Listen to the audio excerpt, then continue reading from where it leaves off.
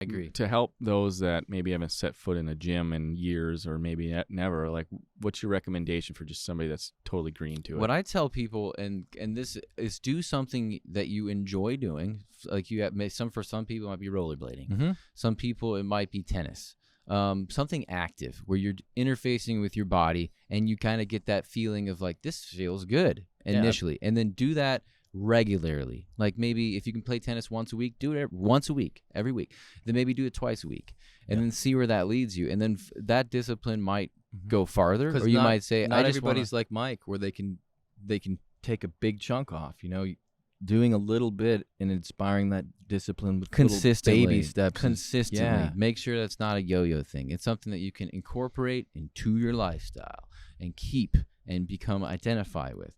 But something physical, and that's a great door opener to all different other types of disciplines you can kind of figure out. Because sometimes for people, maybe all they did was play tetherball, or maybe they're harkening back to something they enjoyed in PE class. You know, I don't know. Could be like dodgeball or something. Yeah. But the point is go out and enjoy your body and Pickleball. interface with it and push it a little bit and do it regularly and consistently, whatever that may be, and just ask the Lord for it. Go into your memories. Go back in time and see if there's something that you would enjoy doing, and see if you can do it regularly. I would say I like to start with general posture, breathing. Especially when I talk to older people, it's like, what's your breathing look like before bed? What's your posture like if you're sitting down all the time? You have a job where you're sitting for most of the day. Let's acknowledge that the body has changed as a result of that and focus on those things first. If there's a person who's already they know what they like to do, you know, that's why I'm saying there's not many people who love to bodybuild. Team sports seem to have the most draw because there's more team building stuff. You're having fun with other people. But you can go to the gym and have bad form. You can go to the gym and you can hurt yourself.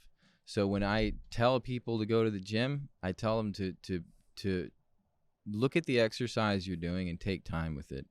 Don't just be worried about meeting a number of like 10 reps at such and such a weight. Take time with your posture, your bracing, your breathing. If you're going to lift a heavy object, make sure your core is super tight. You know, your transverse abdominis, for most people, if they're overweight, that is distended and very thin. You're looking at hernias like this. So make sure and reinforce that abdominal wall. Be able to sit down low and have your pelvic floor, your anal lock correct, so that you can breathe correctly. Because the last thing you want to do is start feeling good in the gym and then get an injury because of bad form. And form starts with the posture. How's your neck? How's your head? You know, do you know how your scapula feels laying against the bottom of your rib cage, your serratus, so that they don't end up getting the injuries that I did. And that's what I will try and focus their attention on. It's like, get in touch with your body and the movements. You're practicing movements. A tennis player is practicing this movement, running and stopping. When you go to the gym, you're practicing a little movement. It's like, that's your movement. You know, figure that one out. Do it right. Take your time with learning how to do it right. Then add the weight. Right. You know, And as bodybuilders, I think that's more specific. So like if you are getting into the bodybuilding he asked discipline, about the gym, yeah. for sure. And So- I think that foundation is the first part that people just want to go hit the free weights, you know, let's go do some curls, you know, or something like that. But John's absolutely right. It comes down to breath, bracing, and then focusing on those, like, you know, your shoulders, your hips, your ankles, your wrists, like these other parts these are those foundationary body parts that need to be strengthened before you can start really loading up these other muscles. I think what you're saying, though, these people would need a trainer. Well, the They're not thing gonna be is, able to like, go in and there's so understand much that. information. so that's if they're asking me. Because Yeah. if they're asking Right. me, I will try and tell them that, like, yeah, you should get a trainer. You should go on to YouTube and do what I did. Look up PT exercises. Look up, if you're sitting, look up exercises to help your hips. Take your body in, like if you took it to the shop, your body, you know, like, Yeah. this needs an oil change. It needs this and this, because you're going to take your car to the track, or your body to the track. Before you do that, why don't you get somebody to try and analyze it and say, look, well, you need an oil change. We need to change your differential. Your tires are bald. You know, you're going to skid out on the track on lap 1. So, yeah, I do tell them that's how serious it is, because too many people have this false idea of simplicity in the gym, and then they end up hurting themselves. So Yeah. that's what I'm a herald to them that's what I try to do. Bird dogs, the big three. You know what I mean?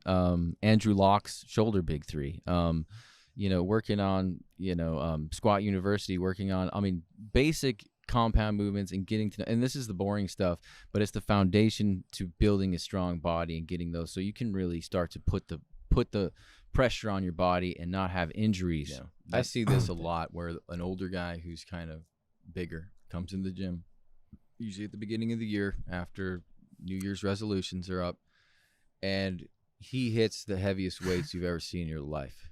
Really? He'll get on the hammer strength machine, load up as many 45-pound pizzas as he can, and he's just there blowing it out. Leg press. Yeah, 1 inch range of motion. He lasts a month, and then you don't see him because Yeah. he's been injured, Torn. badly. Yeah, torn. Well, the Sad. what I experienced with people coming to me, like I was trying to get my brother to go to the gym, my nephew, and they're so concerned like about looking like an idiot at the gym. I noticed. So yeah. people that like haven't been in there before, they just think everyone's watching them. Hmm. And that they're gonna look like an idiot, and I'm like, no one. Number one, no one cares about everyone else at the gym. Yeah, everybody's Number two, people like us usually love to see the noobs at the gym. We're like, they're 100%, getting after it. dude. I'm always That's so awesome. proud. Like whenever I see like a big chunky guy in there, I'm like, Yeah, this guy's. I get it. see him sweating his balls off. I'm like, yeah, bro. Like, That's get right. it, bro. I'm so proud of you, man. Like that shows And then courage and I love. usually just tell them Love like, it. just hit the basics on the machines. Like it's hard to screw those up. Mhm. Yeah. Like they're gonna get you a foundation of strength, and then you can start thinking about free weights and stuff like that. Right. But I was surprised to hear like a lot of new people are super self-conscious about going into a They gym. are. for And the I first think time. what happens when they Yep. go into the gym, psychologically speaking, is now they're being super honest with what their issues are. And they think everybody's got this telescope on. Self-consciousness kind of goes over. Oh, it has to, because There's then all of a mirrors sudden- everywhere. It's like, Well, there I during am the day, again. usually Look at me you on can- this angle. I look like shit here too. Yeah, I'm yeah. just pretty much crap right now. Yeah. You know? Well, and that's probably why. I think that they go in for the first time with the focus of trying to repair their shortcomings. So then those things come into view super vivid, and that's got to be rough. It's a bit of a microscope, and then Yeah. you got all these other microscopes around you, and it can get overblown and become an anxiety. When, like you said, that's the way we view people. We're happy to see people in there killing it and putting the effort. Usually, in if at the end of the somebody's day. got that outlook, that means they're judging everybody else that way. So Yeah. you need to get over that. Mhm. Because if you're looking at people and judging their value that way, and you're worried about somebody doing that to yourself, chances are you're doing that. it's like to you said with everyone else. tetherball, you got to be ready to lose a You lot. got to be ready to lose. That's why Straight up. Yeah, arm wrestling the same thing. I lose, take on lose, big kids. lose, and then maybe win, and then hey, Yeah, you know, it's all about learning. it's learning. I think we judge people that look like they're at the gym regularly more than people that don't. For using PEDs. No, yeah, just I that, get- or I like think somebody that's that's a like very just common. ripped that has bad form. Or like, what's going on here? That makes no sense. But so we He might might be pay doing more a- attention to someone like in that case than Yeah, they might be doing a weird word. I remember They might be like on a bulk and getting into I some remember different reaching a- failures, and you're like, yeah. oh, he knows his body. He's doing something particular here, and that's maybe not good for me, but he obviously knows what he's Yeah. doing, and that's something in bodybuilding that you can't just like lay across the board, because like there are some techniques that some people can do and other people cannot do. And there's just different bodies and different recovery rates and different genetics involved for everybody. So, and you get to that high level, some of those things, some form things like when you're there's horses for courses, and that's when you get to like an experienced level. You start I to see some of personally these remember things. hitting a plateau and getting super frustrated. And I was like, you know what? I'm going to experience the heaviest failure I can do. And it lasted a week. We just would do like 3 or 4 reps. And the form would just break down on the first rep because the weight's so heavy.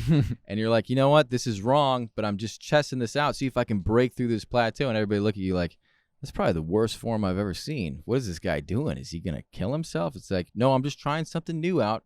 Not for long. I'm going to see if this works. And that's what happens in the gym. You do get desperate. And you do want to try different things. Because when you're at that high level, you get 1 pound of muscle a year. And you need to keep it interesting. yeah, you got to change Sometimes you got to change sometimes it up. it doesn't work. And sometimes, many Sometimes times it it don't doesn't work. work. Sometimes you snap going city. a completely opposite, like we've been doing more sort of CrossFit stuff to get warmed up, like single leg box squats.